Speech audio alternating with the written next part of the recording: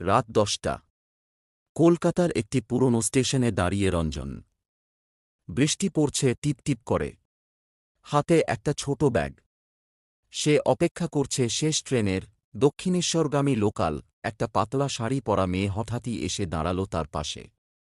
মুখ ঢাকা, চোখ দুটো অদ্ভুতভাবে শান্ত।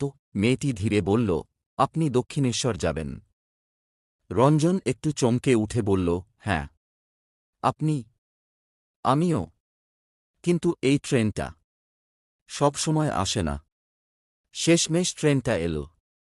পুরনো, কেমন ধোঁয়ায় মোড়া। ট্রেনে তারা দুজন ছাড়া কেউ নেই। আলোটা ফ্লিক ফ্লিক করছে।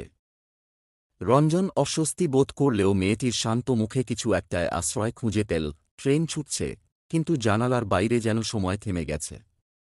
1 ঘণ্টা কেটে গেল, অথচ দক্ষিণেশ্বর এখনও এল না। রঞ্জন বলল, ট্রেনটা কোথায় যাচ্ছে? মেয়েটি হেসে বলল, এই ট্রেন সময়ের গণ্ডি মানে না।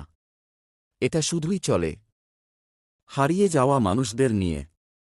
রঞ্জন আতঙ্কিত হয়ে ওঠে, তুমি কে?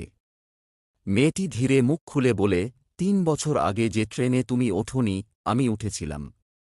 সেই ট্রেনটা আর ফিরেনি। আমিও না। রঞ্জনের চোখ ছানাবড়া। সে মনে করতে পারে 3 বছর আগে সে ঠিক এই স্টেশনে এসে শেষ ট্রেন মিস করেছিল।